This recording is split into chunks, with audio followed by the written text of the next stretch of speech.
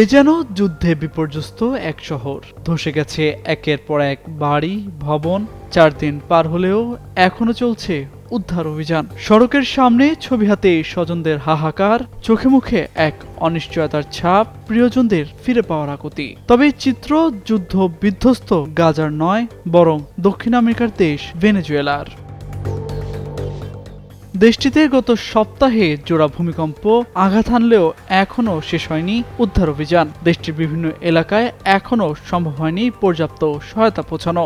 এমন পরিস্থিতির মধ্যেই সোমবার ভোরে দেশটিতে ফের অনুভূত হয়েছে কম্পন। তবে এতে নতুন করে কোনো ক্ষয়ক্ষতির তথ্য না পাওয়া গেলেও স্থানীয়দের মাঝে বিরাজ করছে আতঙ্ক।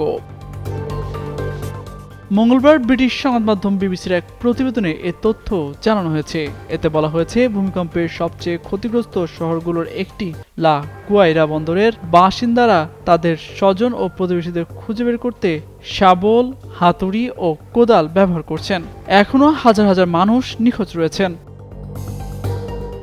দেশটির অন্তর্বর্তীকালীন প্রেসিডেন্ট ডেলসি রদ্রিগেজ এটিকে ভেনেজুয়েলার ইতিহাসে সবচেয়ে ভয়াবহ প্রাকৃতিক দুর্যোগ বলে অভিহিত করেছেন। বার্তা সংস্থা এএফপি জানিয়েছে, ভূমিকম্পে এখন পর্যন্ত 1719 জনের মৃত্যু হয়েছে।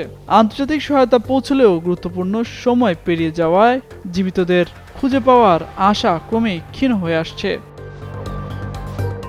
বিবিসি জানিয়েছে, বুধবার উত্তরাঞ্চলের লা গুয়াইরা রাজ্যে মাত্র 39 সেকেন্ডের ব্যবধানে 7.2 ও 7.5 মাত্রার দুটি ভূমিকম্প আঘাত হানে। এতে প্রায় 800টি ভবন ধসে পড়ে। সর্বশেষ সোমবার কারাকাস ও লা গুয়াইরায় 4.6 মাত্রার একটি পরাঘাত অনুভূত হয়েছে। এখন পর্যন্ত অন্তত 2500টি স্থাপনা ক্ষতিগ্রস্ত হয়েছে, যার বেশিরভাগই সম্পূর্ণভাবে ধসে পড়েছে। মৃতের সংখ্যাও আরও অনেক বাড়তে পারে বলে জানিয়েছেন সংশ্লিষ্টরা। তামজিদ মির্জা, যুগান্তর নিউজ।